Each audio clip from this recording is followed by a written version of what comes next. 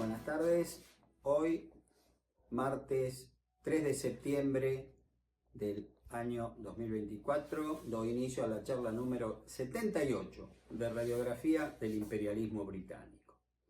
Bien, continuando con la presentación de los personajes que van a ser los que están al frente de la guerra contra Brasil, en la última charla me referí al un tanto insólito emperador brasileño, don Pedro I, Pedriño para los amigos y amigas, que fue todo un personaje.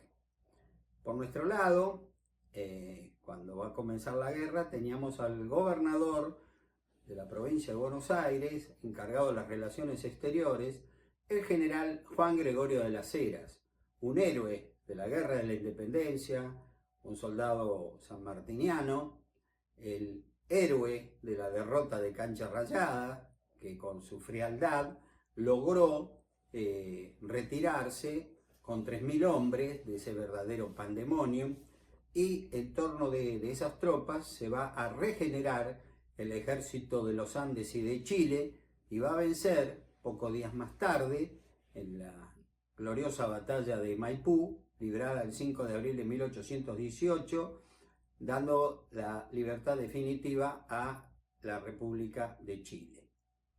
Cuando el general Las Heras llega a Buenos Aires, el gobernador Martín Rodríguez está luchando contra los indios araucanos en el interior de la provincia de Buenos Aires, al sur de Tandil, ciudad que, como les recuerdo, él fundara unos años antes, y al poquito tiempo de estar acá, lo postulan a Las Heras, un hombre de gran prestigio, para que sea el nuevo gobernador de la provincia. Bueno, él acepta. Martín Rodríguez está en el interior, el que gobierna en su nombre, ya lo expliqué en la última charla, era Bernardino Rivadavia, su superministro, y bueno, asume Las Heras y al poco tiempo vamos a entrar en guerra con Brasil. Pero antes de eso, en febrero de 1825, va a ocurrir un hecho muy significativo que tiene mucha importancia en esta saga. ¿Cuál es? La firma del Tratado de Reconocimiento a las Provincias Unidas del Río de la Plata por parte del Reino Unido de la Gran Bretaña. Eso se firma el 2 de febrero de 1825 por un personaje de parte nuestra nefasto, como fue Manuel José García, y por parte de los británicos por Goodwin Parish.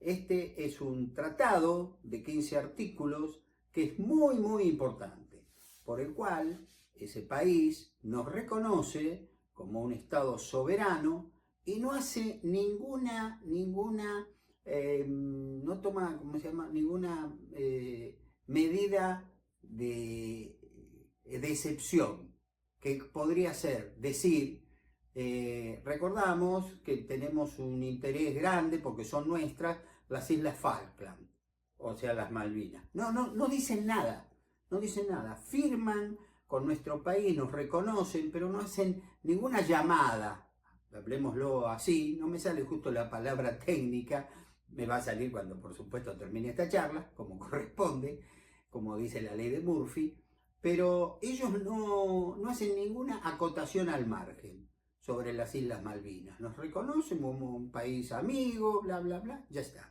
Eso es muy importante, porque eso es uno de los graves errores que cometen los británicos, vuelvo a repetir, cuando nos reconocen como un país soberano y ellos no toman ninguna medida de atención sobre las Islas Malvinas.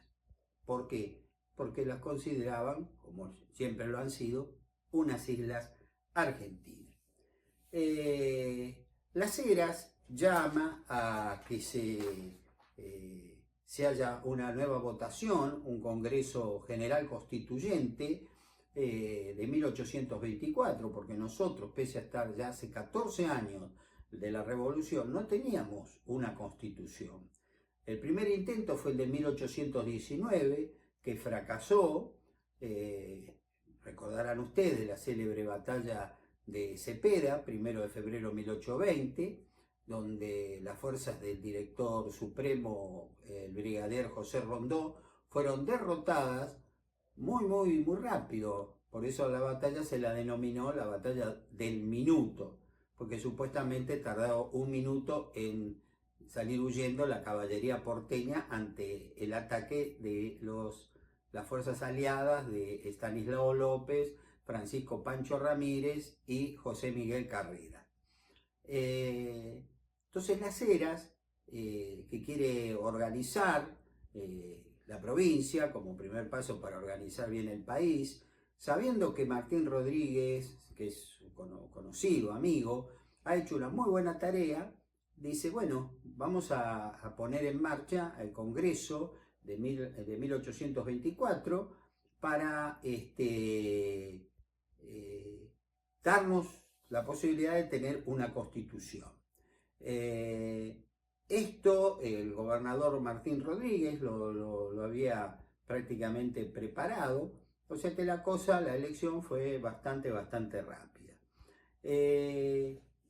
Hay una novedad en ese congreso, por eso lo tenemos bien acotadito, que por primera vez se usaron taquígrafos, ¿no? O sea, mientras que hablaba tal diputado, tal representante, los taquígrafos tomaban debida nota, no era más o menos lo que había dicho, sino lo que dijo.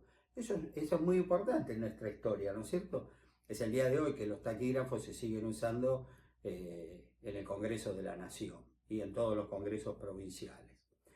Bueno, por la ley fundamental, el diputado, lo voy a leer, el diputado correntino Francisco Acosta presentó ese proyecto de ley fundamental por el que procuró crear un poder ejecutivo nacional, ¿no es cierto? No que nos gobierne el gobernador de Buenos Aires y que represente a las demás provincias, no, tengamos un presidente de la nación, ¿no? En el proyecto se destacó la unión de todas las provincias del Río de la Plata y en los considerandos este hombre expresó que la constitución que sancionare el Congreso será ofrecido oportunamente a la consideración de las provincias y no será promulgada ni establecida en ellas hasta que haya sido aceptada.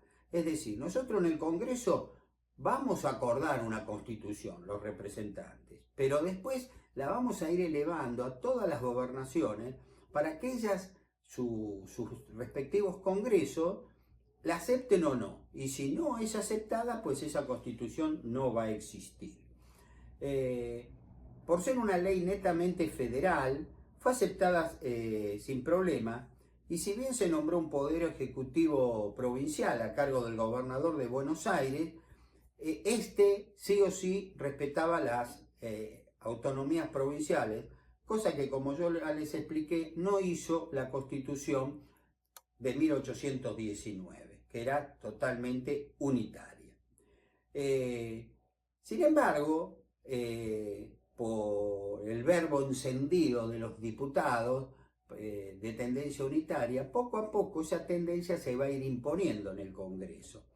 Y así se presenta un proyecto de constitución que de federal verdaderamente va a tener el nombre, es unitaria.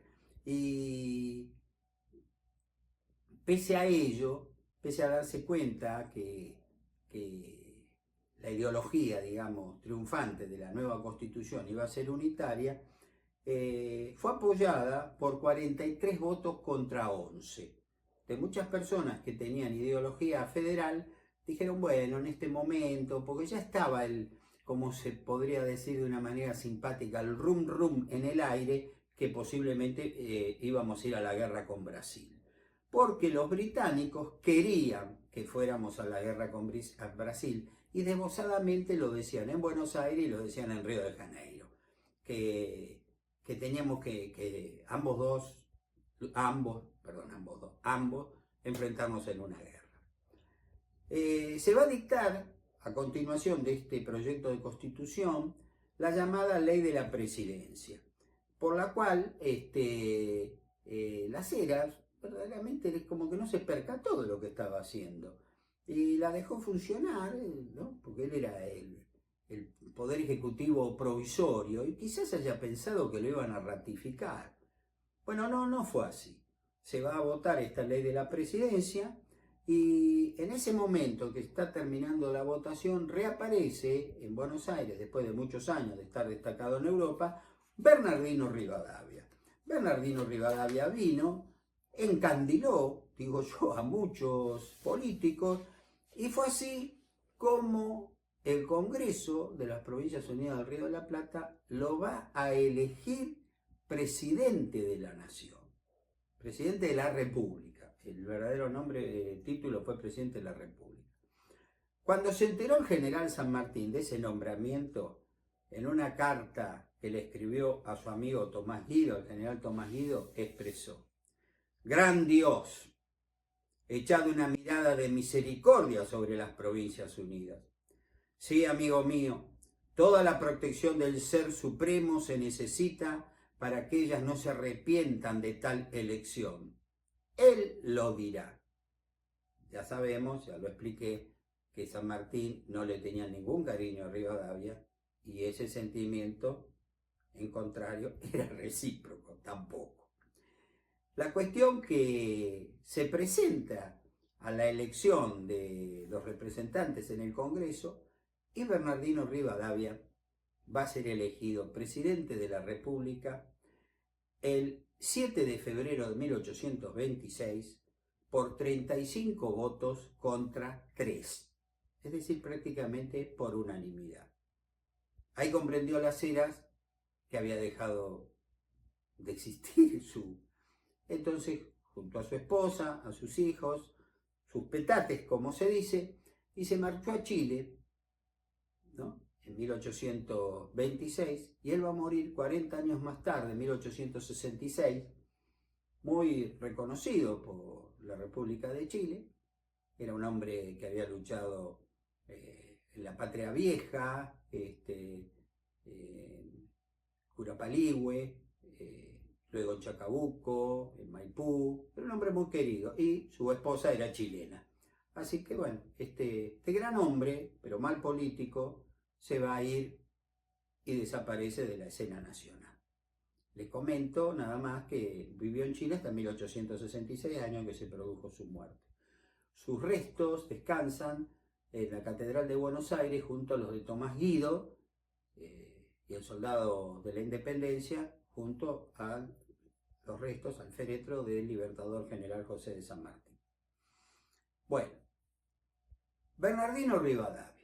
Acá yo en el libro, en el tomo quinto, empiezo a hablar de su vida, apostillas de su vida. Ustedes recordarán, no voy a extenderme mucho sobre el tema porque ya lo expliqué, ahora lo vuelvo a repetir, no tan en detalle porque ya está escrito en otro tomo. Cuando en 1809 a él lo quisieron nombrar el hombre que tenía que llevar el pendón real en el cabildo. Y muchos no lo querían porque decía, no tiene título, vive con los padres, qué sé yo. Fue en la asonada de 1809 cuando se lo quiso derrocar al virrey interino Santiago de Liniers. Esa fue una de las causales. Y como creo que ustedes recordarán, Liniers logró salir airoso por el respaldo que hicieron el ejército, especialmente el regimiento de patricios al mando de Cornelio Saavedra, diciendo que Liniers no iba a renunciar. Y que si Rivadavia quería salvar su honor, bueno, que elevara todas las actuaciones, porque no lo quisieron nombrar, un nombramiento que era muy importante para la época, y Rivadavia a la larga no va a hacer nada, porque encima se va a producir la Revolución de Mayo. En el cabildo del martes 22 de mayo de 1810, Bernardino Rivadavia no tuvo ninguna actuación extraordinaria, no fue una figura de fuste, como les recuerdo tampoco lo fue Mariano Moreno, ¿no? Era lógico, no habla mal de una persona. Tenían miedo porque se estaba votando para derrocar a un virrey. y la pena que podían sufrir, aparte de destierro o confiscación de bienes, también les podía caber la pena de muerte, ojo. Entonces, la verdad que muchos se cuidaron. Entonces, el voto de Martín Rodríguez, me equivoqué, de Bernardino Rivadavia, fue la 41ª persona en votar, o sea, el número 41, para ser más claro. Y votó de la siguiente manera. Por el señor comandante don Martín Rodríguez se dijo que la imposibilidad de conciliar la permanencia de la autoridad del gobierno, bla, bla, bla, bla, bla, bla, repite el voto de Martín Rodríguez, no innovó en nada, ¿no? O sea, lo que dijo Martín Rodríguez yo lo sigo, en todo caso el culpable es Martín Rodríguez. Luego de eso se produce el movimiento revolucionario, Rivadavia queda afuera, ¿no? No está ni con los realistas ni está con los revolucionarios. Hasta que se va a producir, luego de la caída en octubre de 1812 del primer triunvirato, se reúnen los patriotas y este diálogo yo recuerdo haberlos comentado, pero no viene mal volverlo a decir.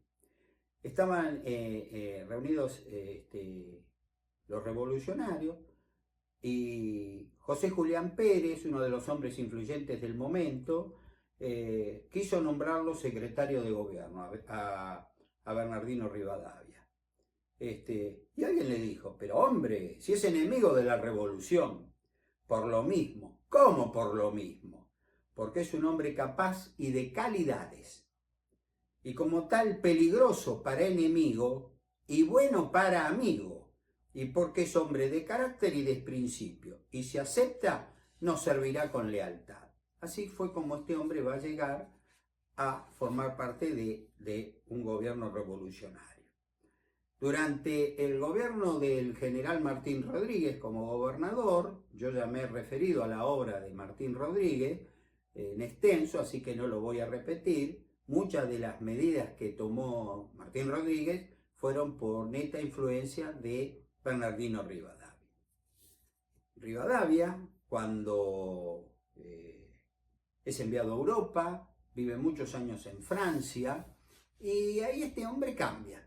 Era un hombre, digamos, bastante sencillo, nadie lo consideraba de grandes luces, pero volvió una persona muy diferente, y para peor, vuelve y lo eligen presidente de la República. Imagínense, dice el Martín Fierro que hasta el hilo más delgado hace su sombra en el suelo. Bueno, una persona con poder, por más sencilla que haya sido, cambia, la verdad, y cambió mucho. Entonces voy a leer lo que dijo un hombre que lo conoció y que no le tuvo, fue neutral, no le tenía ni lo adulaba ni tampoco lo criticaba. Escribió lo que él vio directamente. Ese fue el general Tomás de Iriarte, ¿no? Un hombre que fue muy buen soldado, era artillero, y que luego tuvo, por suerte para nosotros, el deseo, las ganas de escribir la historia que él vivió y en la que muchas veces él también fue partícipe, él también formó esa historia. Entonces habló de Rivadavia de esta manera. El señor Rivadavia fue el primero que en nuestro país estableció las bases del sistema representativo e introdujo las garantías sociales que solo conocen los pueblos libres. Don precioso e inestimable por el cual la actual y las venideras generaciones le deben un eterno reconocimiento y gratitud. Perfecto. La libertad de prensa, sin previa censura, el derecho de propiedad, la seguridad individual y la libertad de conciencia no se habían respetado jamás en el país hasta la época de Rivadavia. Perfecto, todo muy plausible hasta ese momento. Injusto sería negar que su administración fue productiva de grandes bienes, que mejoró la condición social de los habitantes, Todas las opiniones políticas y religiosas eran respetadas. Pero, junto con estas cualidades, ahí empieza la otra parte, destacamos los defectos capitales de su vasto plan que carcomieron lentamente el edificio hasta arruinarlo por su base. Rivadavia importó en Buenos Aires el pedantismo, es decir, era un pedante. Sus maneras orgullosas, la intolerancia de su carácter, en desarmonía con sus principios muy liberales, la intolerancia hacia todo lo que no coincidía con sus directivas, lo hicieron impopular. Sus hábitos y costumbres europeas chocaron con los hábitos de un país acostumbrado a vivir a lo paisano. Cuesta trabajo, fastidia, incomoda, cambiar repentinamente de modo de existir y ser social.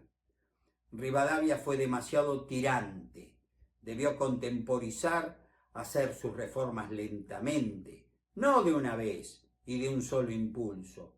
Insensiblemente se fue formando una especie de aristocracia que miraba con desdén, con arrogancia, todo lo que no pertenecía a su escuela. Entre los hombres que seguían a Rivadavia se encontraban muchos de saber, pero estaban fanatizados, dominados por la moda, porque moda era imitar a Rivadavia, hasta en sus gestos, en el metal de su voz hueca, campanuda y prepotente, y en sus decisiones sin apelación, sin réplica. Concluyeron, pues, por hacerse insoportables. Aunque la semilla era buena, la tierra no estaba aún bien preparada para recibirla. La reforma eclesiástica de Rivadavia fue saludable, pero se debió realizar en forma gradual, no debió ser instantánea, sino progresiva. Muchos de los decretos de Rivadavia adolecían de este defecto, bien que, esencialmente, fuesen liberales y de utilidad pública. No respetaba el tiempo ni las costumbres, mucho menos las preocupaciones populares. El pueblo no estaba preparado para ver tanta luz repentinamente y Rivadavia, que tenía la regeneración social en la cabeza, se precipitaba para darle la luz. Creía que le bastaba promulgar un decreto, por eso se vieron las sabias disposiciones sin efectos, eran impracticables. La fatua hinchazón de don Bernardino era tal que cuando paseaba por las calles de Buenos Aires, como era corto de vista, preguntaba al edecán que llevaba a su lado: ¿quién es ese hombre incivil que no ha saludado al presidente de la República? En una ocasión, dice Iriarte, fui invitado por Rivadavia para comer en el Fuerte. Al principio de la comida fue silencioso. El vino era servido por criados y las botellas estaban sobre un aparador fuera de la mesa. La copa del presidente era mayor que la de los invitados. Los criados servían vino a una señal del presidente y éste en el espacio que mediaba entre seña y seña para los convidados. Hacía 2 o 3 que le sirvieran a él solo en su copia regia. Cuando finalmente el silencio fue interrumpido por el característico metal de la voz del presidente, se animó la conversación. Hasta entonces ni su esposa despegó los labios. A los postres le trajeron a su hijo menor en brazos de la niñera. Sin mirarlo le hizo algunas fiestas y después con la mano hizo la señal imperativa y muda que se lo llevasen. Todo esto me pareció una farsa ridícula. Así lo vio Tomás de Iriarte. No hay por qué dudar de esta persona, porque no es que era del otro bando. Contó lo que vio. Bueno, no voy a seguir leyendo otras cosas que he escrito sobre Rivadavia. Les aclaro, quien esto escribe y quien esto está diciendo no tiene una postura contraria a muerte contra Rivadavia. Yo soy lo más objetivo que se pueda. Cuando una persona estuvo bien, sea del bando que sea, con cualquier ideología, yo la voy a aplaudir. Y cuando se va al pasto, como decimos ahora, yo también lo voy a decir. Bernardino Rivadavia en la presidencia hizo varias reformas. Algunas las considero inoportunas y otras muy oportunas. Voy a empezar por las inoportunas. La ley de capitalización, que fue un proyecto irreal en un momento en que el país no necesitaba eso. Al día siguiente de asumir la presidencia, Rivadavia elevó al Congreso un proyecto para declarar a la ciudad de Buenos Aires, gran parte del terreno circunvecino, como capital de la República Argentina. Llegaba al norte hasta el Tigre, al este el Río de la Plata, al sur la Ensenada de Barragán y al oeste el pueblo de Merlo. Luego de acalorados debates, el sábado 4 de marzo de 1826 se aprobó dicha ley por 25 votos a 14. El ministro Agüero entonces le comunicó al gobernador Las Heras que no tenía nada más que hacer, se había quedado sin provincia. Y ahí es como yo les dije, agarró todos los petates y se fue a Chile, donde va a morir 40 años más tarde. La Constitución de 1826. Hombre de principios unitarios, pensando que todo el interior estaba habitado por bárbaros, Rivadavia hizo lo imposible por reflotar la Constitución de 1819, unitaria, que había fracasado, y esta de 1826 le va a seguir los pasos. Yo no voy a contar acá por una cuestión de tiempo, pero sí les quiero decir que esta Constitución, como habíamos dicho, al ser presentada a los distintos gobernadores, fue rechazada por todos. Hubo el caso de un hombre, una persona que llevó esta Constitución a Santiago del Estero, y bueno, el gobernador, que era el general Felipe Ibarra, esto es cierto, lo recibió en calzoncillos, con la camisa abierta y una vincha en la cabeza. Luego de escuchar la lectura de la Constitución, se la devolvió al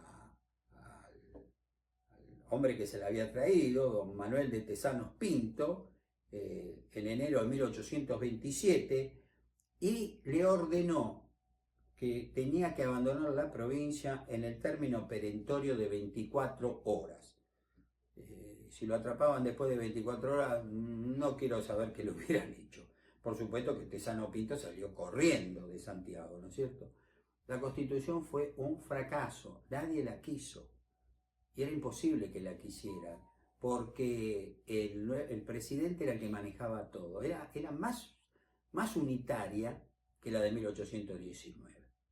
O sea, la ley de capitalización y querer hacer una constitución irreal para nuestro país fueron dos medidas totalmente inoportunas de Bernardino Rivadavia. Ahora voy a contar las oportunas, porque también las tuvo.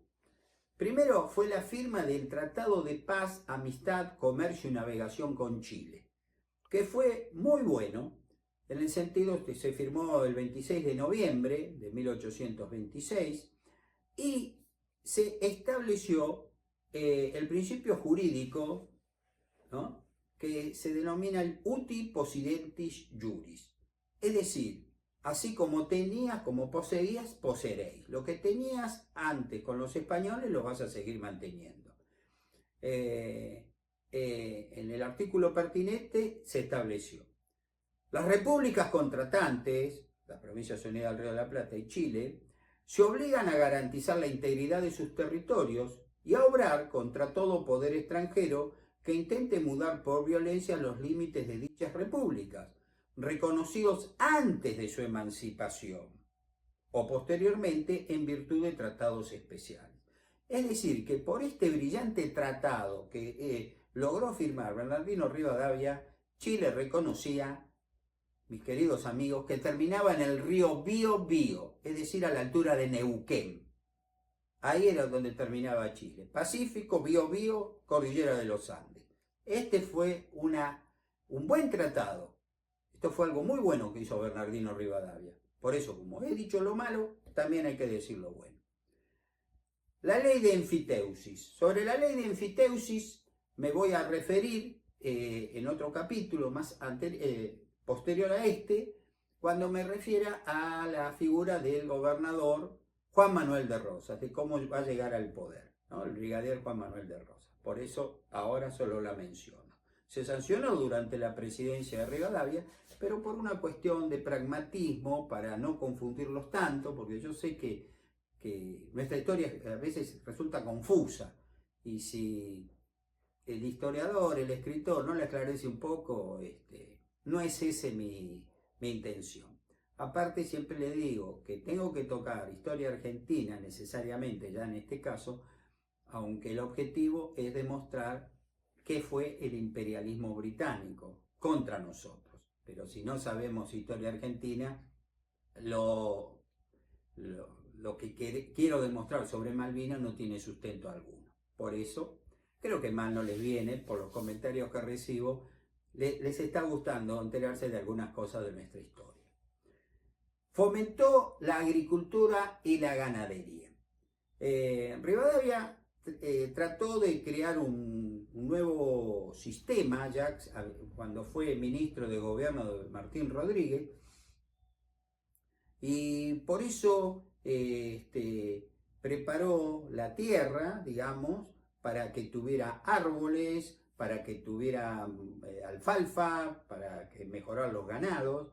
Yo, por ejemplo, que me considero un ornitólogo aficionado, gracias a la lectura de uno de mis escritores preferidos, Guillermo Enrique Hudson, en su obra Cumbre, Allá lejos y hace tiempo.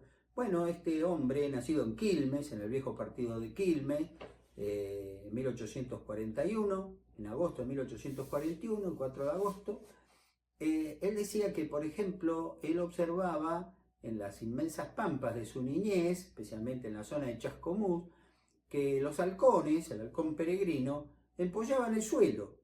¿Cómo empollaban el suelo? Si los halcones empollan sí, pero donde hay árboles, acá no había árboles. O sea, era una cosa, un billar, era una línea verde infinita. De vez en cuando algún ombú o cerca de alguna casa, los viejos árboles sembrados por los españoles. Los argentinos no plantábamos árboles, les aclaro. O sea que era una desolación absoluta. Entonces, Rivadavia quiso revertir eso, creó el Jardín de Aclimatación de la Recoleta, la Escuela de Agricultura y el planteo de árboles de Santa Catalina. Esa fue una muy buena idea. Para mejorar la ganadería, introdujo caballos de tiro, frisones, y fundamentalmente lo que se destacó es en la mejora de los ganados ovinos sobre las ovejas.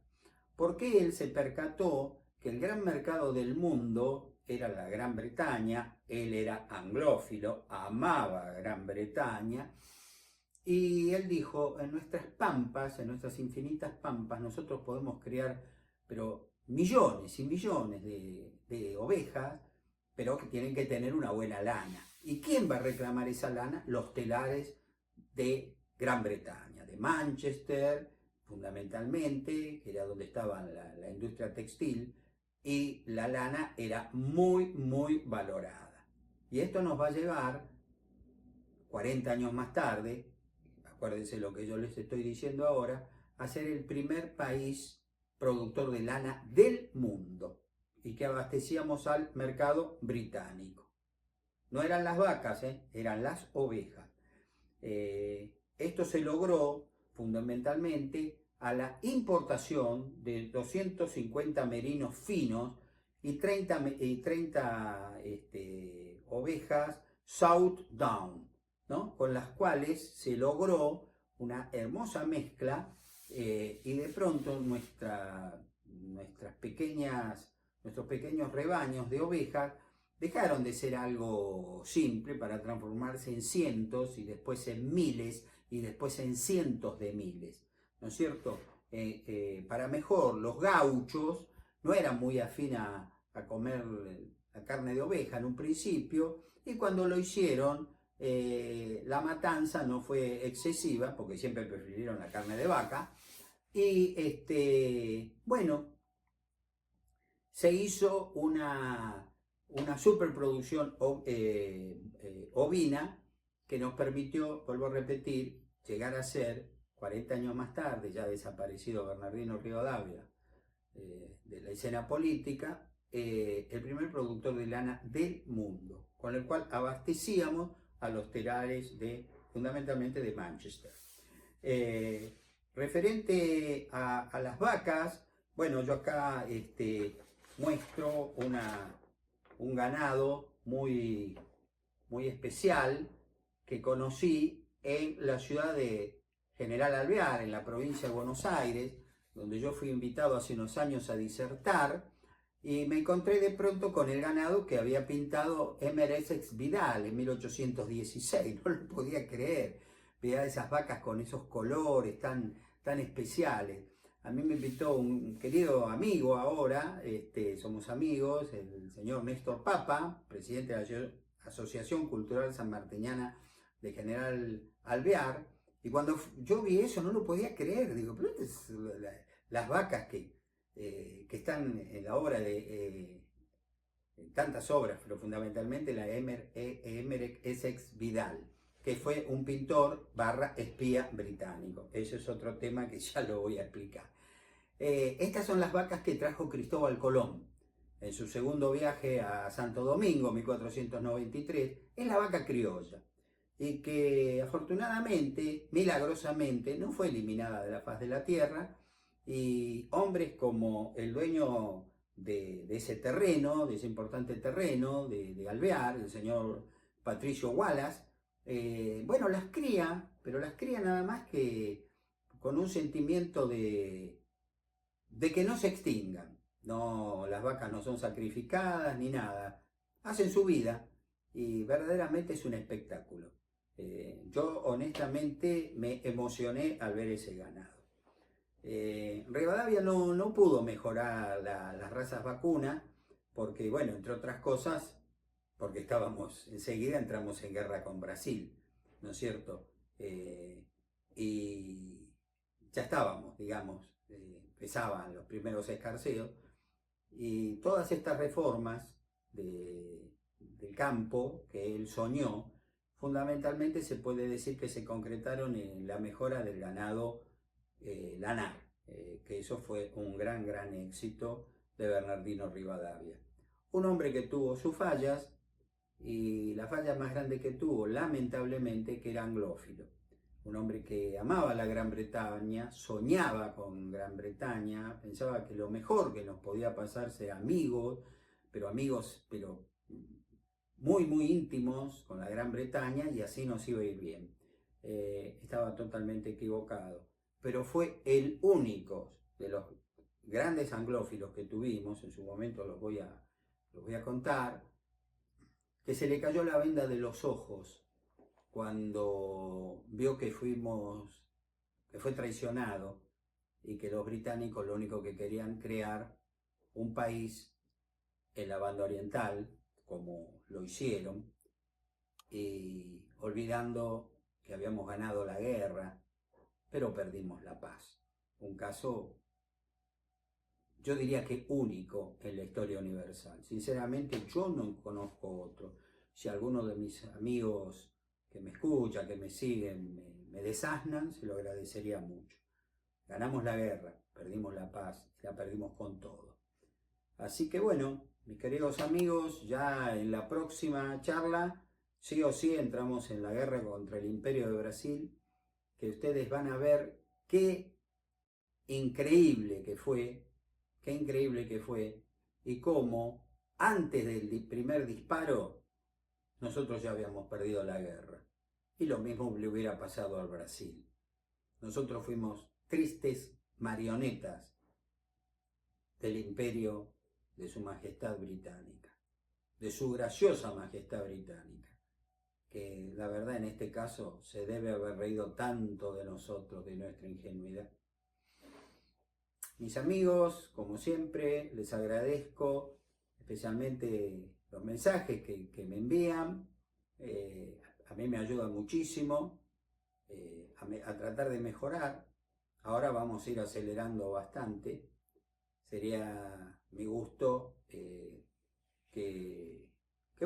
sigan enviando sus pareceres, sus preguntas y, o por qué no, sus críticas, porque siempre han sido sanas. Nada más, muchas gracias y si Dios quiere será hasta el martes que viene. Buenas tardes.